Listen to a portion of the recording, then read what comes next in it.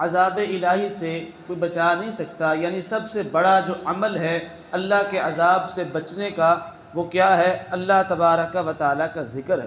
اسی طرح سیدنا ابو ہریرہ رضی اللہ تعالیٰ عنہ بیان کرتے ہیں کہ آپ صلی اللہ علیہ وسلم نے فرمایا کہ اللہ تبارک و تعالیٰ فرماتا ہے کہ میں بندے کے گمان کے مطابق چلتا ہوں، بندہ جیسے میرے بارے میں سوچتا ہے میں بھی ویسے ہی اس کے ساتھ عمل کرتا ہوں۔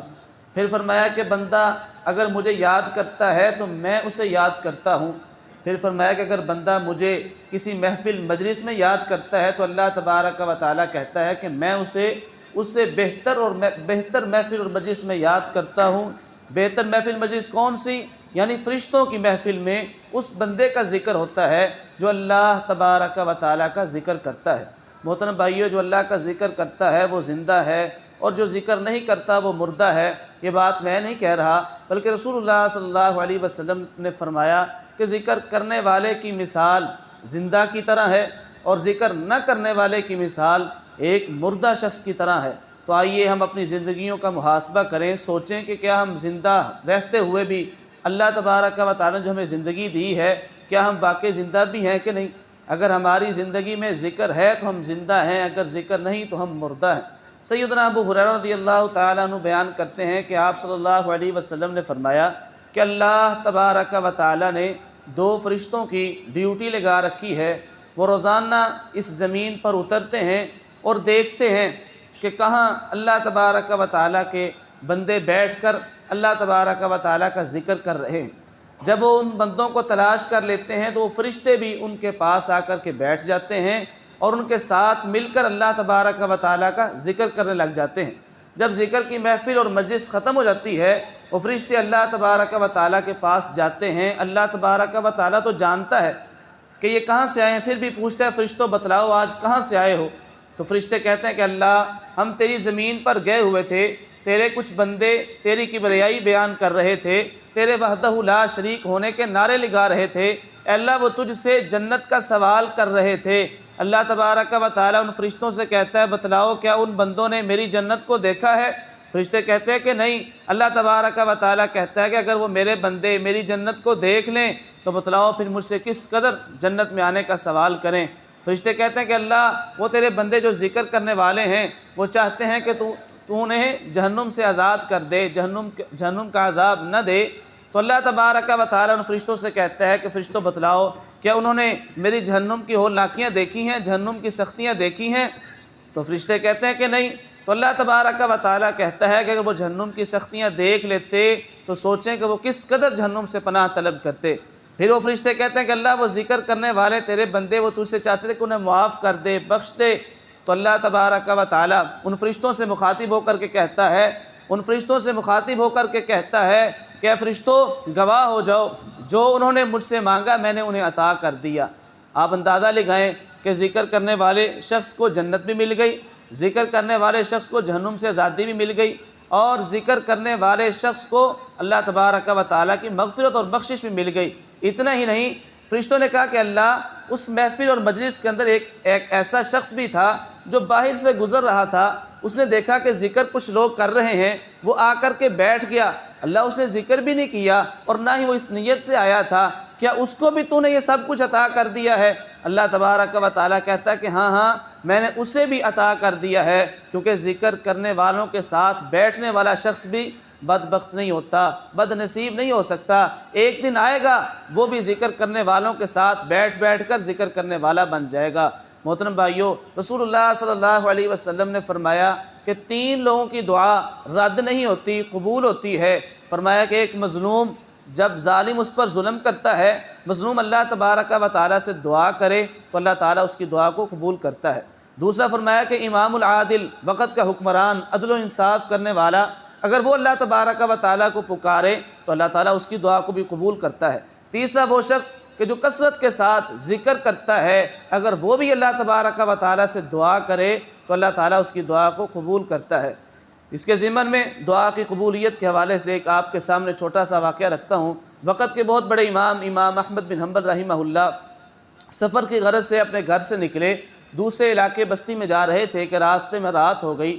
جب رات ہوئی تو وہ ایک بستی سے گزر رہے تھے کہ ایک آدمی نے دیکھا کہ مسافر معلوم ہوتے ہیں، پاس آیا، کہنے لگا کیا مجھے مسافر لگتے ہیں، کیوں نہ آپ آج رات ہمارے گھر آرام کر لیں، صبح اپنے سفر پر روانہ ہو جائیے گا۔ امام صاحب نے کہا چلیں ٹھیک ہے۔ اب وہ اس بستی کے اندر نان لگانے والا آدمی تھا، امام صاحب کو ساتھ لیا، گھر لے کر آیا اور بستر وغیرہ لگایا، امام صاحب کی خدمت کی، امام صاحب کے لیے بستر لگا، کہا کہ اب آپ آرام کر لیں۔ امام صاحب بیٹھے ہوئے ہیں، امام صاحب کہتے ہیں کہ آپ سے ایک بات پوچھوں، جب سے آپ مجھے ملے ہیں اس وقت کا آپ کچھ نہ کچھ منہ میں کہہ رہے ہیں، مجھے بتا سکتے ہیں کہ آپ اس وقت کا منہ میں کیا کر رہے ہیں، کیا کہہ رہے ہیں؟ وہ کہتے ہیں میں کیا کہہ سکتا ہوں، میں تو اللہ تبارک و تعالیٰ کا ذکر کر رہا ہوں۔ امام صاحب کہنے لگے اتنی محنت، تو جب سے ملا اس وقت کا ذکر کر رہا ہے، کیا تجھے اس ذکر نے کبھی کوئی فائدہ بھی دیا ہے؟ وہ آگے سے کہنے لگا فائدے کی بات کرتے ہیں، میں نے جب کہ یہ ذکر شروع کیا ہے میری پریشانیاں ختم ہو گئی، گھر کے اندر فراوانی ہی فراوانی ہے۔ سب سے بڑی بات یہ کہ جب کہ میں نے یہ ذکر شروع کیا ہے، اس کے بعد میں جب بھی کبھی بھی کوئی بھی دعا کرتا ہوں، اللہ تبارک و تعالیٰ میری وہ دعا قبول کرتا ہے۔ ساتھ ہی کہتا ہے کہ ایک دعا میں بڑی دیر سے کر رہا ہوں لیکن وہ دعا میری قبول نہیں ہو رہی۔ امام صاحب کہتے ہیں ایک طرف تو کہتا ہے ساری دعائیں قبول ہوتی ہیں اور ایک طرف کہہ رہا ہے کہ ایک دعا قبول نہیں ہو رہی، تو بتلا سکتا ہے وہ تیری دعا کون سی ہے جو قبول نہیں ہو رہی؟ وہ کہتا ہے کہ میں نے سن رکھا ہے کہ اس بستی کے اندر، اس علاقے کے اندر ایک اللہ تبارک و تعالیٰ کا ولی آیا ہوا ہے کہ جس کا نام امام احمد بن حنبل ہے، تو میں اللہ تبارک و تعالیٰ سے دعا کر رہا ہوں کہ اللہ میرے فقیر کی، مجھ جیسے فقیر کی اس سے ملاقات ہی کروا دے۔ جب یہ بات سنی تو امام صاحب کی آنکھوں میں آنسو آ گئے، کہنے لگے اے بندے خوش ہو جا، تیری اللہ تبارک و تعالیٰ نے وہ بھی دعا قبول کر لی ہے۔ آپ اندازہ لگائیں کہ ذکر کرنے والے شخص کی دعا کی قبولیت کے لیے اللہ تبارک و تعالیٰ نے وقت کے امام کو اس گھر سے چلایا اور اس کے گھر لے آئے جو اللہ تبارک و تعالیٰ کا ذکر کرتا ہے۔ تو محترم بھائیو، ذکر کی بہت زیادہ فضیلت ہے۔ اللہ تبارک و تعالیٰ کا قرآن کہتا ہے الذاکرین اللہ کثیرا والذاکرات اعد اللہ لہم مغفرۃ واجرا عظیما، کہ ذکر کرنے والے کثرت کے ساتھ مرد اور ذکر کرنے والی کثرت کے ساتھ عورتیں، ان کے لیے اللہ تبارک و تعالیٰ نے مغفرت تیار کر رکھی ہے، بخشش تیار کر رکھی ہے اور اجر عظیم تیار کر رکھا ہے۔ محترم بھائیو، اجر عظیم، آج کوئی ملک کا کوئی وزیر اعظم، کوئی بادشاہ، وہ اگر اعلان کرے نا کہ فلاں شخص کا ایک بہت اچھا کارنامہ ہے، اس کو بلا کر لایا جائے، میں اس کو انعام سے نوازنا چاہتا ہوں، جب وہ ایجنسی والے، پولیس والے، ان حکومت کے اہلکار جب گھر آتے ہیں، اس بندے کو لے کر جایا جا رہا ہوتا ہے وقت کے بادشاہ کے پاس، تو کیا اس کے دل و دماغ میں کیا ہوتا ہے کہ جو وقت کا بادشاہ مجھے 20 روپے دے گا، 30 روپے دے گا؟ نہیں، اس کے ذہن میں ہوتا ہے کہ وہ وقت کا بادشاہ بہت بڑا انعام دے گا۔ تو یہ وہ شہنشاہ کہ جو خالق کائنات ہے کہ کل قیامت کے دن سارے انسان کھڑے ہوں گے تو اللہ تبارک و تعالیٰ آسمانوں کو اپنے ہاتھ میں لپیٹ کر، زمینوں کو اپنے ہاتھ کے اندر لپیٹ کر کہے گا انا الملک، میں بادشاہوں کا بادشاہ ہوں، ہے کوئی بادشاہ سامنے آئے؟ انا المتکبر، میں تکبر کرنے والا ہوں، ہے کوئی تکبر کرنے والا سامنے آئے؟ وہ اللہ آپ سے کہہ رہا ہے کہ میرا ذکر کرو، میں تمہیں اجر عظیم دوں گا، تو سوچئے کہ وہ اللہ کا اجر عظیم کتنا بڑا ہوگا۔ محترم بھائیو، آج کی اس محفل اور مجلس میں ایک ذکر بھی سیکھ جاتے ہیں اور یہ تہیہ کرتے ہیں کہ انشاءاللہ آخری سانس تک اس ذکر کو چھوڑیں گے نہیں۔ میں اللہ تبارک و تعالیٰ سے امید کرتا ہوں کہ اگر آپ اس ذکر کو آخری دم تک نہ چھوڑیں تو میری اور آپ کی نجات کے لیے ذکر ہی کافی ہے۔ وہ ذکر کیا ہے؟ رسول اللہ صلی اللہ علیہ وسلم نے ارشاد فرمایا کہ جو بندہ روزانہ 100 مرتبہ یہ ذکر کرتا ہے لا الہ الا اللہ وحدہ لا شریک لہ لہ الملک ولہ الحمد وَهُوَ عَلَىٰ كُلِّ شَيْءٍ قَدِيرٌ، اسے ملتا کیا ہے؟ فرمایا کہ اسے 100 دفعہ پڑھنے والے شخص کو 100 نیکیاں ملتی ہیں۔ صرف اتنا ہی نہیں، فرمایا کہ اس کے نامہ اعمال سے 100 گناہوں کو مٹا دیا جاتا ہے۔ اتنا ہی نہیں، فرمایا کہ یہ پڑھنے والا شخص سارا دن شیطان کے شر سے محفوظ رہتا ہے۔ ابھی بھی بس نہیں، فرمایا کہ یہ پڑھنے والے شخص کو 10 غلام آزاد کرنے کا جو ثواب ملتا ہے۔ آپ رسول اللہ صلی اللہ علیہ وسلم کی حدیثیں جاننے کی کوشش کرتے ہیں کہ ایک غلام آزاد کرنے کا کتنا جو ثواب ہے۔ آپ جانتے ہیں کہ جب سرور کائنات امام الانبیاء خاتم النبیین جناب محمد رسول اللہ صلی اللہ علیہ وسلم اس دنیا میں تشریف لائے تو لوگ منڈیوں میں بکا کرتے تھے، غلامی کی زندگی بسر کیا کرتے تھے۔ آپ صلی اللہ علیہ وسلم نے غلام آزاد کرنے کی فضیلت اور اجر بتایا کہ صحابہ اکرام نے آزاد کیے لوگوں کو، آج الحمدللہ ہم سب آزاد بیٹھے ہیں۔ ایک بندہ آزاد کرنے کا کیا جو ثواب ہے، آپ صلی اللہ علیہ وسلم نے ارشاد فرمایا کہ جو کوئی شخص ایک غلام آزاد کرتا ہے نا، تو اس غلام کے ہاتھ کے بدلے آزاد کرنے والے کے ہاتھ کو اللہ تعالیٰ جہنم سے آزاد کر دیتا ہے۔ فرمایا کہ اس غلام کی گردن کے بدلے آزاد کرنے والے کی گردن کو جہنم سے آزادی مل جاتی ہے۔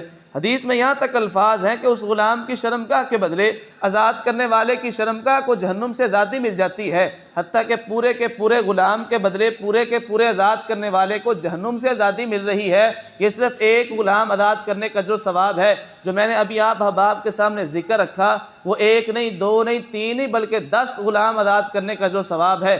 آج میری بھی خواہش ہے، آپ کی بھی یقین خواہش ہوگی کہ اللہ تبارک و تعالی ہمیں مال دیتا، وہ وہی دوبارہ دور غلاموں والا ہوتا تو ہم اللہ تبارک و تعالی کے راستے میں غلام آزاد کر کے جہنم سے آزادی کے ٹکٹ لے لیتے، لیکن وہ دور ہی نہیں، لیکن اجر باقی ہے۔ اگر ہم چاہتے ہیں کہ اجر مل جائے تو اس ذکر کو پڑھیں، لا الہ الا اللہ وحدہ لا شریک لہ لہ الملک ولہ الحمد وہو علی کل شیء قدیر۔ اور یہ اتنا عظیم اجر ہے، کہ اتنا عظیم ذکر ہے کہ اس کے اندر لا الہ الا اللہ بھی ہے۔ آپ جانتے ہیں کہ رسول اللہ صلی اللہ علیہ وسلم نے ارشاد فرمایا کہ من کان آخر کلام لا الہ الا اللہ دخل الجنہ، جس شخص کا آخری کلام لا الہ الا اللہ ہو گیا وہ جنت میں داخل ہو جائے گا۔ اور یہ آج بھی سائنس کی تحقیق ہے کہ جو بندہ اپنی زندگی میں یہ جو گوشت کا ٹکڑا حرکت کر رہا ہے جسے زبان کہا جاتا ہے، یہ اپنی زندگی میں جو سب سے زیادہ جملہ یا لفظ بولتی ہے، موت کے وقت بے ساختہ اس کی زبان سے جاری ہو جاتا ہے۔ ہمارے استاد ایک واقعہ بتایا کرتے ہیں، کہتے ہیں کہ ایک آدمی سفر کر رہا تھا تو اس کے ساتھ ایک آدمی آ کر بیٹھا تو وہ ذکر شروع کیا، لا الہ الا اللہ لا الہ الا اللہ، بار بار کری جا رہا تھا۔ آپ جانتے ہیں کہ جب لمبا سفر ہو تو بندے کی خواہش ہوتی ہے کہ ساتھ والے بندے کے ساتھ گپ شپ لگائی جائے تاکہ سفر جو ہے نا وہ آسانی سے طے ہو جائے۔ وہ بندہ کہتا ہے میں اسی امید میں بیٹھا ہوا تھا کہ چلو ابھی ذکر بند کرتا ہے تو میں اس سے کوئی بات چات کرتا ہوں، لیکن وہ ذکر چپ ہی نہیں تھا کر رہا، لا الہ الا اللہ۔ کہتا ہے میں نے سوچا کہ چلے میں بھی ذکر کرنا شروع کر دیتا ہوں۔ کہتا ہے میں نے ذکر شروع کیا، تھوڑی دیر کیا میں تنگ آ گیا۔ کہتا ہے میں نے اس سے پوچھتا ہوں کہ اتنی پکی عادت ڈالی ہے زبان گویا کہ چلتی جا رہی ہے، اس کی وجہ کیا ہے؟ کہتا ہے میں نے اس سے پوچھا کہ تم نے اتنی پکی عادت ذکر کی ڈالی ہے، اس کی وجہ کیا ہے؟ مجھے بتلاؤ تاکہ میں بھی اللہ تبارک و تعالیٰ کا ذکر کروں۔ وہ آدمی کہنے لگا کہ میرا ایک بھائی ہوا کرتا تھا، وہ بھائی فیکٹری کے اندر ملازم تھا، اس کی ڈیوٹی تھی جسے مینیجر کہتے ہیں، کیا کہتے ہیں جو بڑا ہوتا ہے سپروائزر، وہ تھا۔ اور وہ جب گاڑی لوڈ ہوتی نا، ٹرک لوڈ ہوتا تو پاس کھڑا ہوتا تھا، مزدور ڈبے رکھتے مال کے تو اونچی آواز سے گنتا تھا، 1 2 3 4 50 یا 60 تک ڈبے آتے، گاڑی فل ہوتی چلی جاتی، دوسری گاڑی آ جاتی، سارا دن یہی کام کرتا تھا، کھڑا ہو کے گنتی حساب کتاب لکھتا تھا۔ کہتے ہیں ایک دن بیمار ہوا، ہاسپٹل کے اندر داخل تھا، آخری سانس چل رہے تھے، بولنے کی سکت اور طاقت نہیں تھی لیکن اس کے ہونٹ ہل رہے تھے۔ میں نے سوچا کیوں نہ کوئی قیمتی بات کر رہا ہوگا۔ کہتا ہے میں نے اپنا کان اس کے ہونٹوں پر رکھا تو وہ کیا کہہ رہا تھا، 1 سے لے کے 60 تک گنتا، پھر 1 سے شروع کر دیتا۔ کہتا ہے اسی کشمکش میں اس دنیا فانی سے رخصت ہو گیا۔ کہتا ہے مجھے اس دن اس حدیث کی سمجھ آئی کہ من کان آخر کلام لا الہ الا اللہ، کہ جس شخص کا آخری کلام لا الہ الا اللہ ہوا وہ جنت میں داخل ہو جائے گا۔ کہتا ہے میں نے تہیہ کر لیا کہ آج کے بعد اس زبان سے جو سب سے زیادہ جملہ اور کلمہ بولا جائے گا وہ لا الہ الا اللہ ہوگا، کہ تاکہ موت کے وقت میری زبان سے بے ساختہ جاری ہو جائے۔ تو محترم بھائیو، یہ جو بھی ذکر بتایا ہے اس کے شروع میں لا الہ الا اللہ ہے، تو اس ذکر کو اپنی زندگی کا حصہ بنائیں، چلتے پھرتے ذکر کریں۔ وہ ایک صحابی نا وہ رسول اللہ صلی اللہ علیہ وسلم کے پاس آئے، آ کر کے کہنے لگے اللہ کے رسول، صحابہ اکرام نماز پڑھتے ہیں، روزہ رکھتے ہیں، حج زکوٰۃ اور مال خرچ کرتے ہیں، دیگر نیکی کے کام کرتے ہیں، لیکن مجھے کوئی ایسی نیکی کا کام بتائیں، ایسا نیکی کا کام بتائیں کہ جو میں چلتا پھرتا کروں اور میرے نامہ اعمال میں نیکیاں لکھی جائیں۔ تو آپ صلی اللہ علیہ وسلم نے کہا کہ اگر تو چاہتا ہے نا چلتا پھرتا تیرے نامہ اعمال میں نیکیاں لکھی جائیں تو چلتے پھرتے اپنے ان دونوں ہونٹوں کو اللہ کے ذکر سے تر رکھ۔ تو محترم بھائیو، چلتے پھرتے اس ذکر کو کریں کثرت کے ساتھ، چلو کم از کم زیادہ نہیں 100 دفعہ تو کریں، روزانہ 100 نیکیاں لیں، 100 گناہ اپنے مٹوائیں، شیطان کے شر سے محفوظ رہیں، 10 غلام آزاد کرنے کا جو ثواب اپنے حصے میں لیں۔ کہنا کیا ہے؟ لا الہ الا اللہ وحدہ لا شریک لہ لہ الملک وَلَهُ الْحَمْدُ وَهُوَ عَلَىٰ كُلِّ شَيْءٍ قدیر۔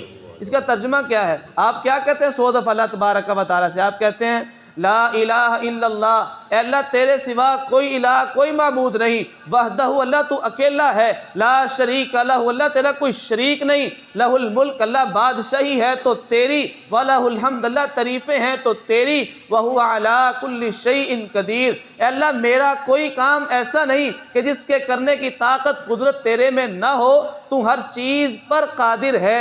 آپ اس جملے کو 100 دفعہ بار بار بار بار ترجمہ ذہن میں رکھ کر کہیں تو آپ کہیں گے واقعی مزہ آ گیا۔ کیا ہے؟ لا الہ الا اللہ وحدہ لا شریک لہ لہ الملک وَلَهُ الْحَمْدُ وَهُوَ عَلَىٰ كُلِّ شَيْءٍ قدیر۔ اللہ تعالیٰ سے دعا ہے کہ اللہ تعالیٰ مجھے اور آپ کو اس پر عمل کرنے کی توفیق عطا فرمائے۔ آمین۔ وآخر دعوانا